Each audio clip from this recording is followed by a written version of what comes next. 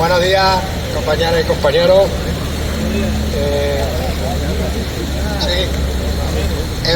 En primer lugar, una cuestión.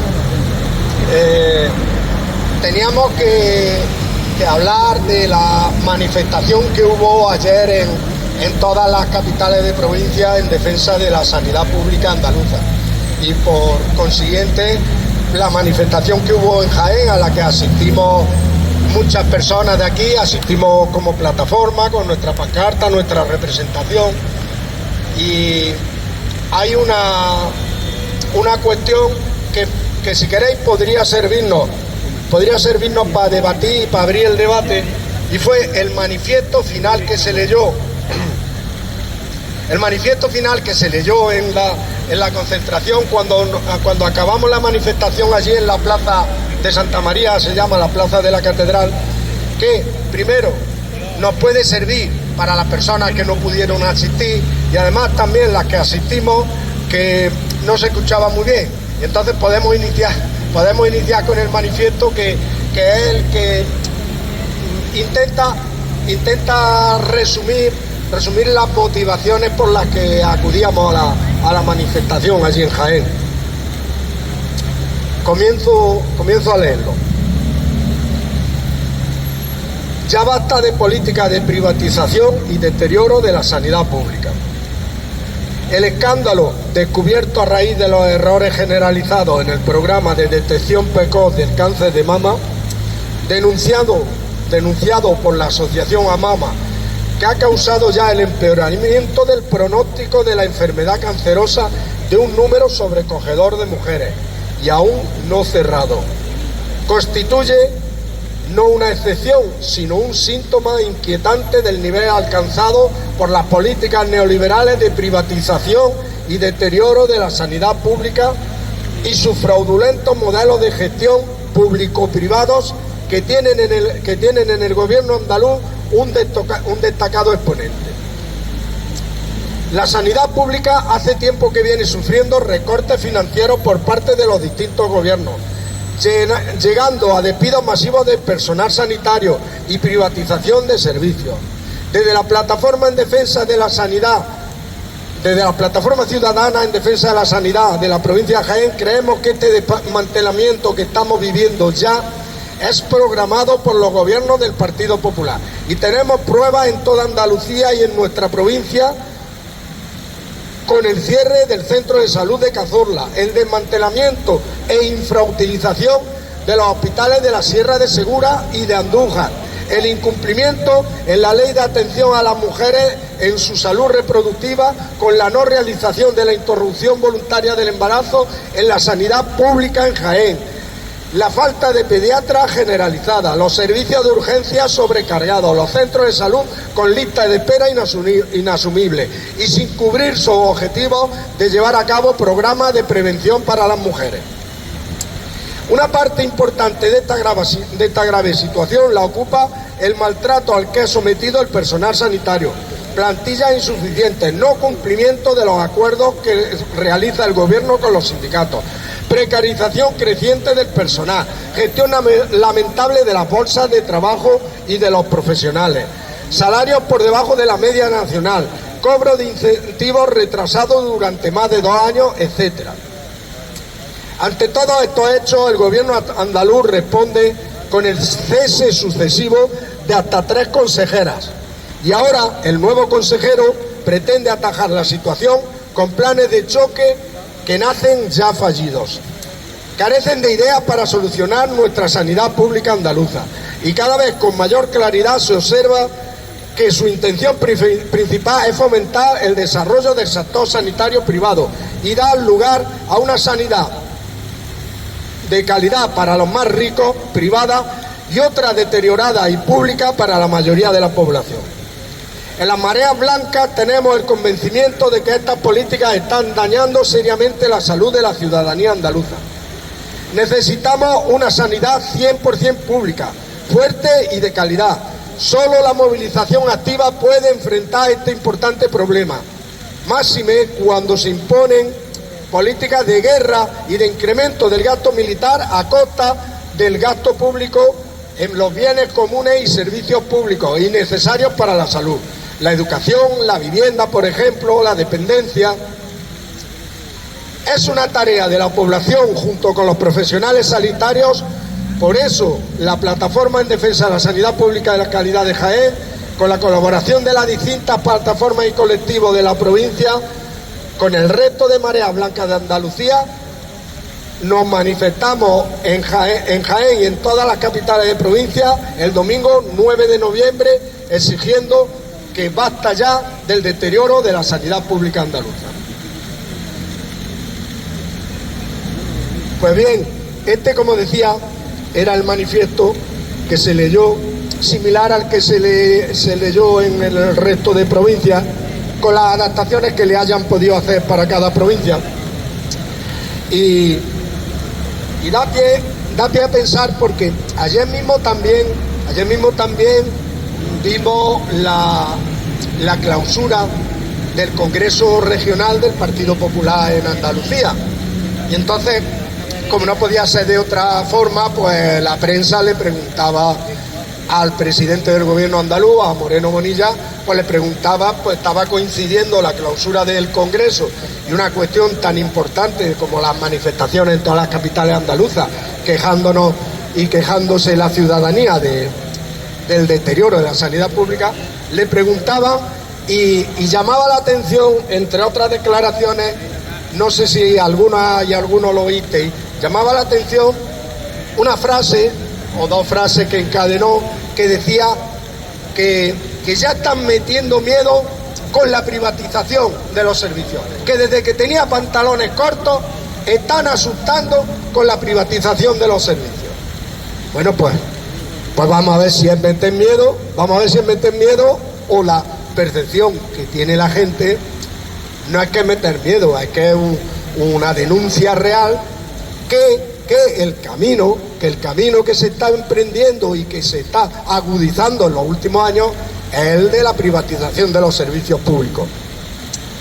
Tenemos, por ejemplo, con datos de junio, ya hemos referido aquí muchas veces que las comunidades autónomas están obligadas a enviar, no siempre lo cumplen a tiempo, pero están obligadas a enviar al Ministerio de Sanidad los datos de listas de espera, atención sanitaria, los datos al Ministerio de Sanidad. El Ministerio de Sanidad elabora una estadística nacional de todas las comunidades autónomas. Se envían semestralmente, porque los datos de junio de 2025 son los últimos datos enviados y los últimos datos publicados, y con los últimos datos publicados, Andalucía es la comunidad autónoma que más tiempo tiene de espera para una intervención quirúrgica. Con datos de junio, 160 días de media,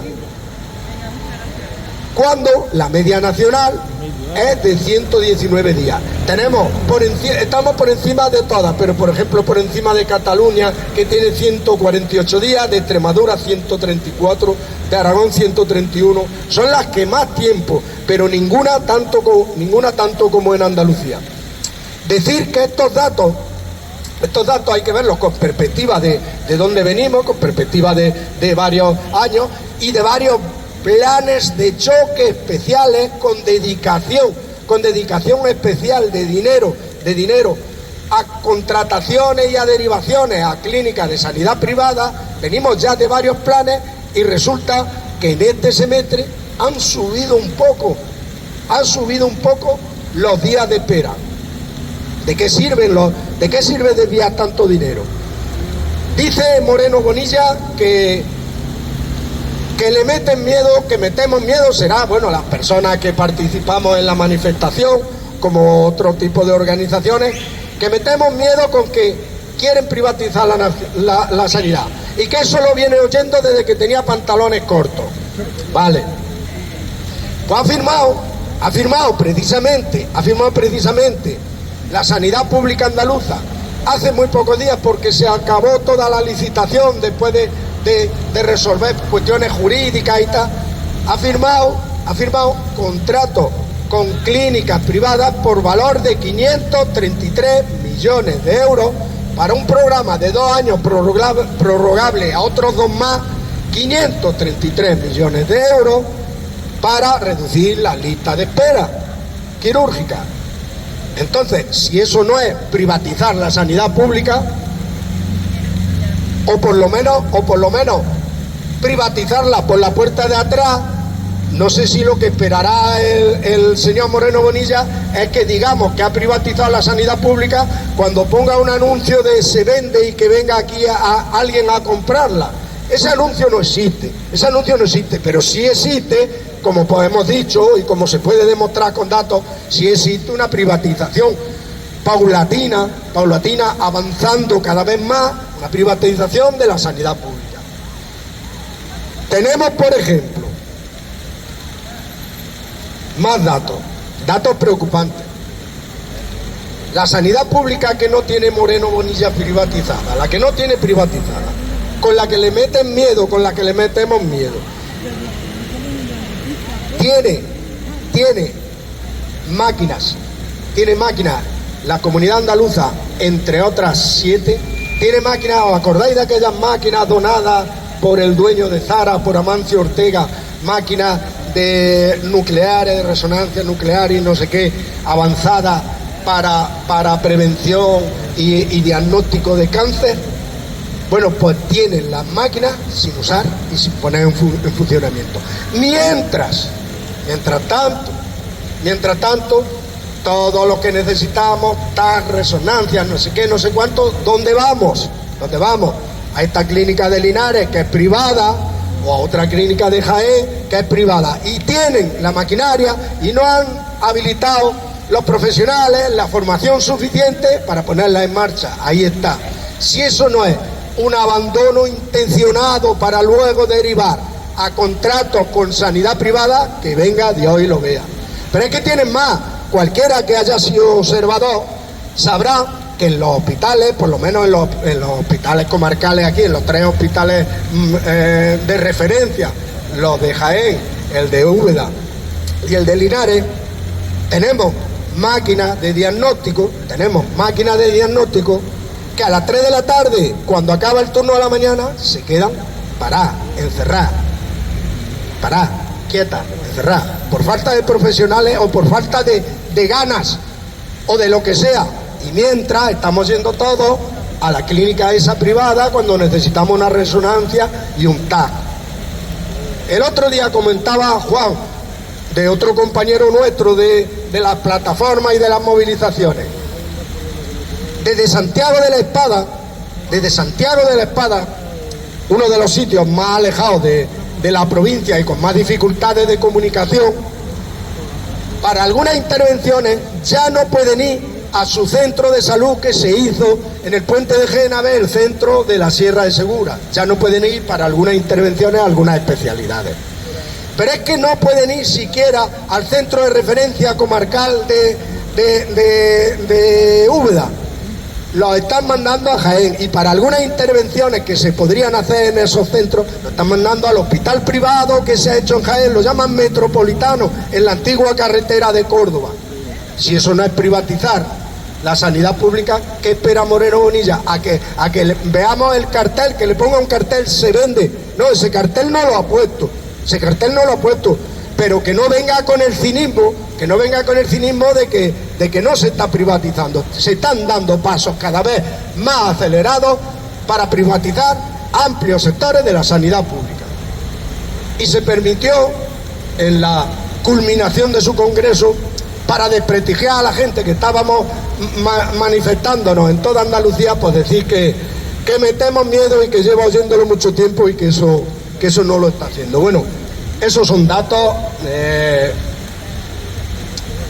el que quiera los puede comprobar, yo creo que se pueden saber, y nada, pues si queréis hablamos de esto o de otra cuestión pero como es otro tema, por no mezclar temas. Otra cuestión que ha pasado, que está de actualidad y que nos conviene como plataforma de pensionistas y como ciudadanos, nos conviene tratarlo, y nos conviene sobre todo por incidir en en nuestras movilizaciones, en nuestras reivindicaciones, en cuando podamos comunicar en cualquier sitio, cuando podamos tener una reunión con alguna autoridad, y es del último informe que ha publicado Cáritas sobre la pobreza y la exclusión social. Pero si queréis, hablamos de lo de la sanidad y luego hablamos de eso, del informe, por lo que afecta a toda la ciudadanía y por lo que afecta también a la parte de pensionistas. ¿Alguien quería decir algo? Ahora ya tenemos, espérate, que ya tenemos los micros. Los va a estrenar José Valentín.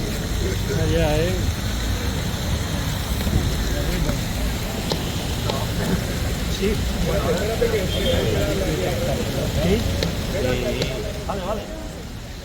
Dime. Ojo, espera que me quito, porque si no hace eco.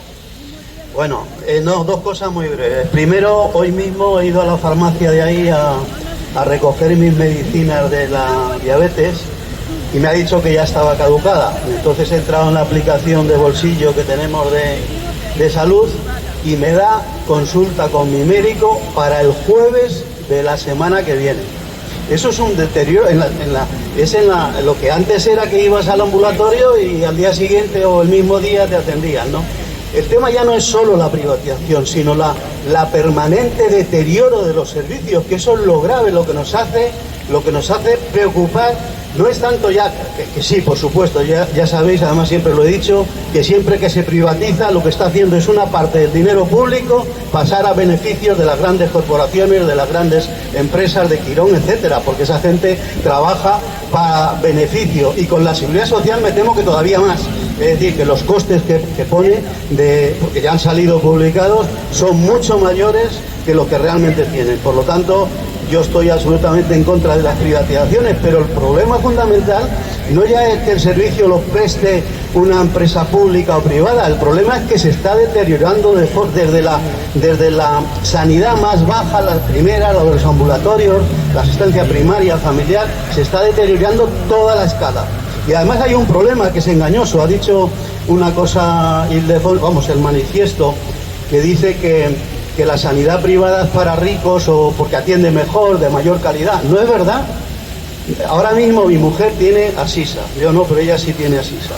Ha buscado un reumatólogo en los sitios donde hay, que es en Jaén, en Córdoba y en Granada, y hasta febrero del año que viene no le asignan ningún reumatólogo, y lo mismo con un neurólogo.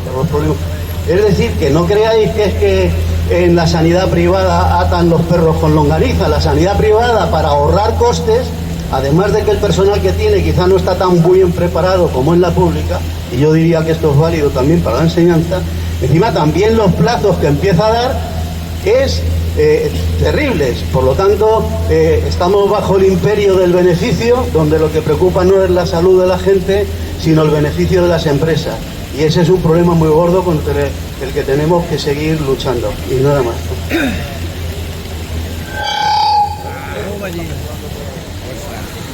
Bueno, ¿alguien más? Si queréis, ahora al final, pues hacéis la intervención que quiera sobre esto, conociendo también más.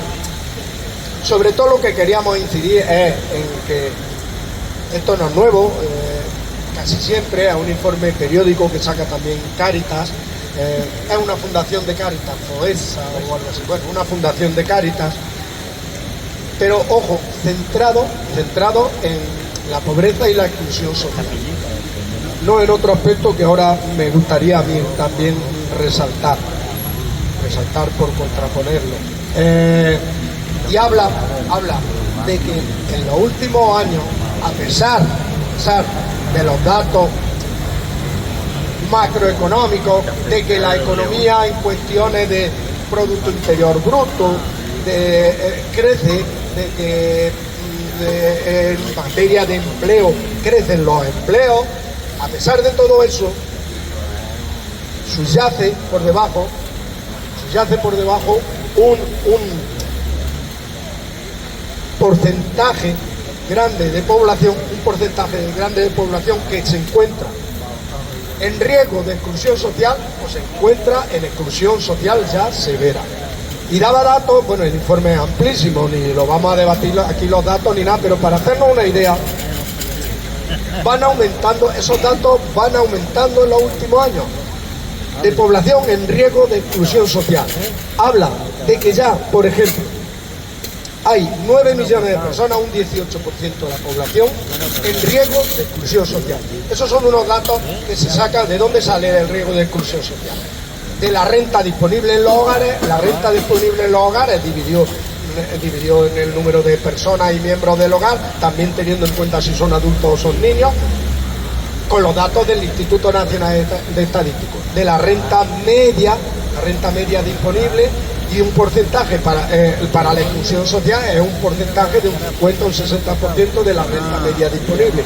Bueno, pues hay un 18%, ojo, si lo decimos a lo mejor el número de personas, 9 millones de personas en riesgo de exclusión social.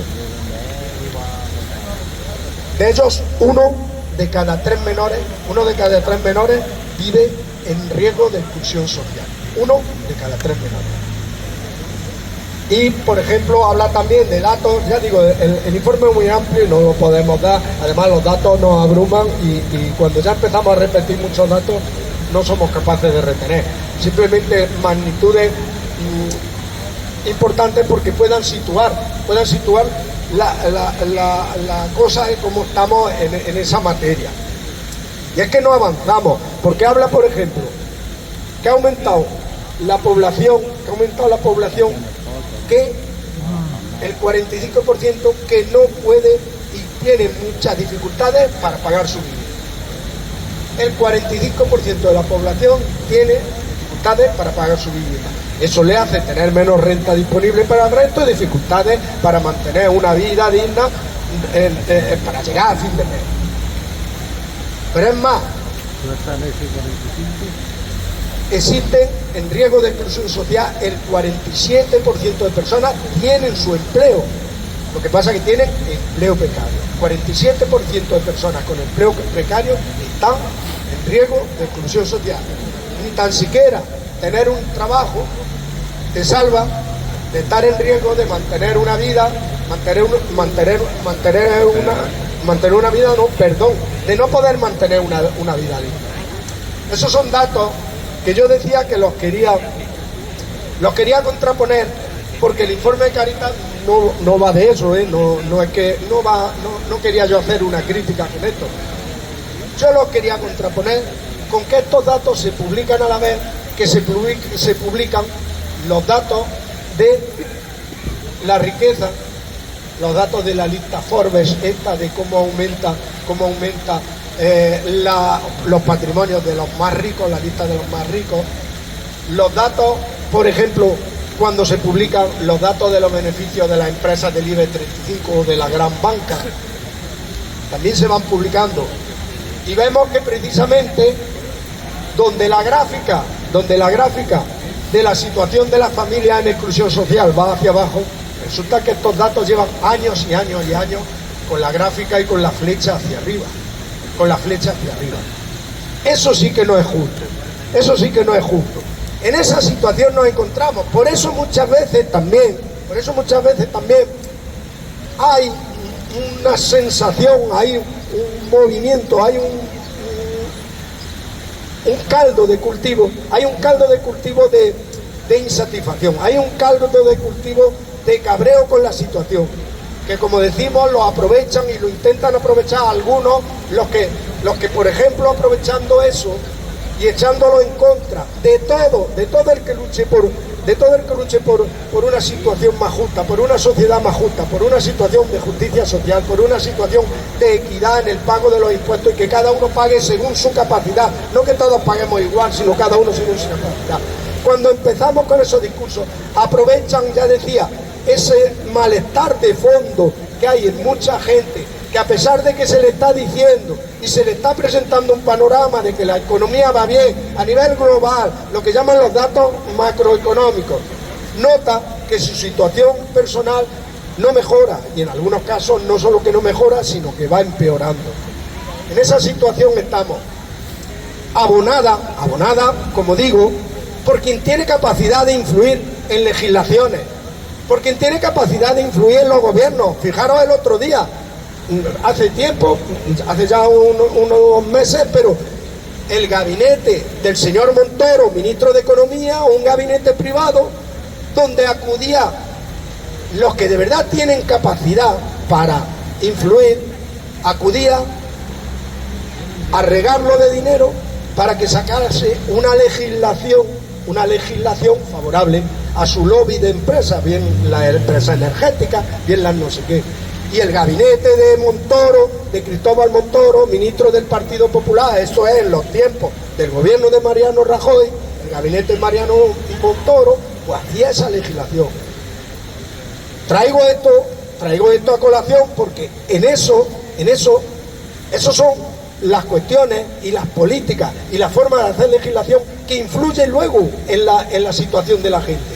Y nadie es capaz de hilar y decir todo esto y la situación de cada vez más personas en riesgo de exclusión social viene porque hay quien quiere acumular más, y para acumular más tiene que desposeer a una gran mayoría, desposeer del Producto Interior Bruto, de la riqueza que se está creando en el país, tiene que desposeer a una mayoría muy grande, porque hay quien cada vez quiere más, hay quien cada vez codicia más, y se sirve de toda su influencia, su presión, su trampa, su fraude. No me salen las palabras. Bueno, pues esa es la situación, y por eso decía que no debe de pasar desapercibido esta cuestión, porque relacionándola, y ya con esto termino, relacionándola con nuestro sector, con el sector de personas mayores, con el sector de pensionistas. Fijaros unos datos de pensionistas, que nos dicen también muchas veces que el sistema público español es que es muy generoso en las pensiones. Fijaros, esto lo tomé ayer para ver actualizado cómo estamos, porque viendo la publicación del informe de Cáritas, pues quería que hablásemos de eso y que lo viéramos. En octubre había por debajo de 1.000 euros 5 millones de pensionistas. 5 millones de pensionistas que no llegan a los 1.000 euros por debajo. Pero ojo, es que de ellos, por debajo de esos 5 millones, por debajo de 700 euros, están 2 millones de pensionistas. Muchas de estas personas, dependiendo de la situación familiar, dependiendo en cada unidad familiar, en cada unidad de convivencia, dependiendo de las personas que tengan que depender de esa pensión, están engrosando las otras listas. Las listas que veíamos antes de exclusión social, ese 40% de exclusión social, muchas de estas personas, de estos 5 millones de pensionistas por debajo de los 1.000 euros, de estos 2 millones de personas por debajo de los 700 euros. Ojo, muchas de ellas, la mayoría de ellas mujeres.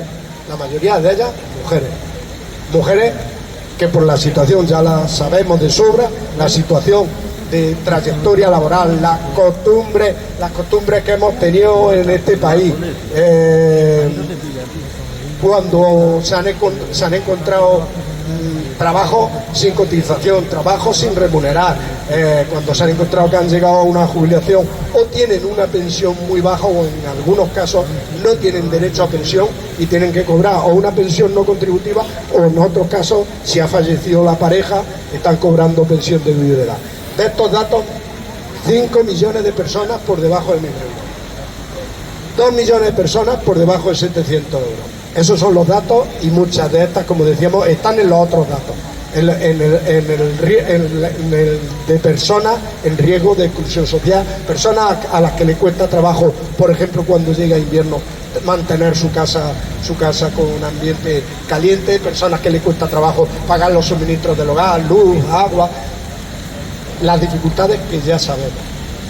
Esa situación es la que denunciamos, y vamos a denunciar como plataforma pensionista, haciendo especial hincapié en las personas pensionistas, pero haciendo hincapié en toda la situación del país en general y en toda la situación de todas las personas en general. Y cada vez que tengamos oportunidad de ir a una movilización, de ir a una reunión, porque alguna de las autoridades, algunos de los políticos, algunos nos va a escuchar, cada vez que tengamos, vamos a incidir y seguiremos incidiendo en eso, y ese es uno de los motivos y el principal motivo que debe de orientar nuestra lucha, nuestras movilizaciones. Eso era lo que quería ver. Y ahora, si queréis, ya digo, que ya tenemos micro inalámbrico nuevo, vamos a entrenarlo y vamos a hablar. ¿Alguien quería decir algo sobre esto, sobre la sanidad o sobre cualquier otra cuestión?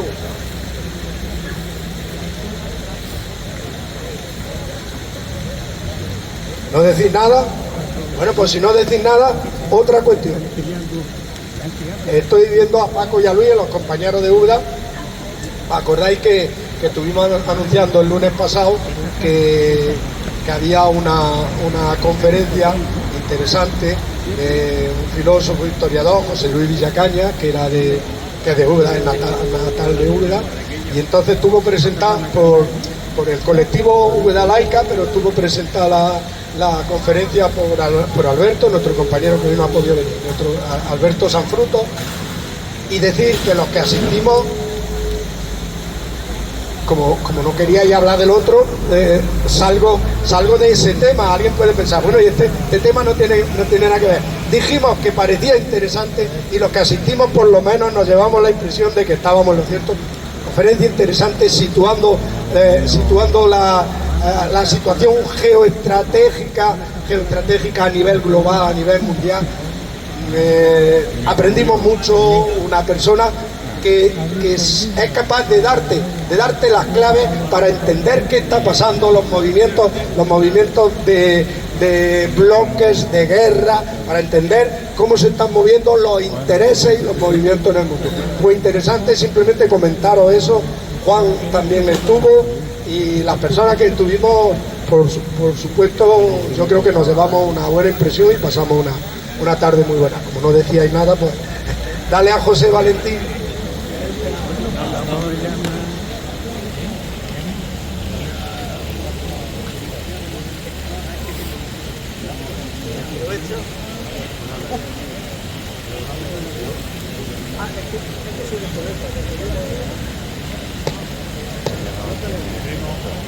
Sí, bueno, no me aprovecho hoy de que no está Antonio y al hilo de otras intervenciones decir dos cosas, ¿no? De dos actos que va a haber.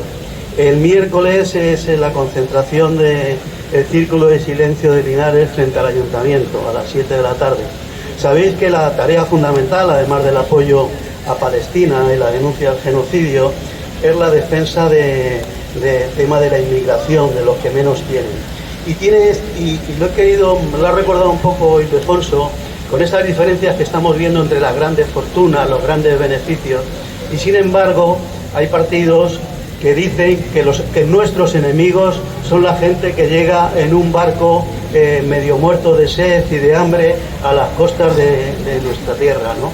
Y esa gente no puede ser nuestros enemigos, esa gente tenemos que ayudarles. Esa gente viene aquí a trabajar porque no vienen a otra cosa. Luego quizá algunos caigan en la delincuencia simplemente porque tengan para comer. Pero es importantísimo que no caigamos en esa trampa, que los enemigos de los que cobran 700 euros al mes son los que cobran 100, o los que vienen a recoger aceituna, o los que vienen... Que sabéis además que hay un problema tremendo ahora que está recogiendo la aceituna con el tema de la mano de obra. Se quejan en muchos sitios de que no hay mano de obra. Por lo tanto es importante que cuando oigamos esas barbaridades sobre la inmigración, digamos, no señor, los enemigos de los que estamos en este círculo, del 99% de la población de Linares, no son los inmigrantes, son las grandes fortunas, esas empresas que decía de sanidad, que intentan beneficiarse a costa de la salud de todos nosotros. Esos son las personas con las que tenemos que combatir, sobre todo cuando lleguen los periodos electorales. Y hay otro acto, ya lo digo, eso es el miércoles, y luego el jueves también hay un acto que se llama el trabajo, o sea, el mundo del trabajo en la doctrina social de la Iglesia. Ese será ahí a la biblioteca a las 6 de la tarde, y nada más. Sobre ese incidir, esa conferencia es como las que se organizan cada 15 días habitualmente, otras veces no tiene por qué ser cada 15 días, pero bueno, como las que se organizan en la Casa de la Cultura, en la segunda planta, en el salón de actos que hay ahí. Lo mismo, parece, lo ha dicho José Valentín, pero no ha querido explicar más. Yo sí quiero incidir. A nosotros como trabajadores que hemos sido, A nosotros nos interesa esa temática y nos interesa también precisamente la visión va a estar impartida por Sebastián Fernández, que muchos lo conocéis, miembro de OAC, cristiano de base, y nos interesa mucho la visión de la dignificación del trabajo y del trabajador y trabajadora que ejecuta el trabajo, y la visión social y no la visión mercantilista, la visión solo como objeto de producción, sino la visión de condiciones laborales, de condiciones humanas, de respeto. Entonces puede estar interesante. Invitamos a todo el mundo el jueves a las 6 de la tarde en la Casa de la Cultura, la segunda planta. Si alguien quería decir algo más, si no, el próximo lunes nos vemos. Gracias a todas y a todos.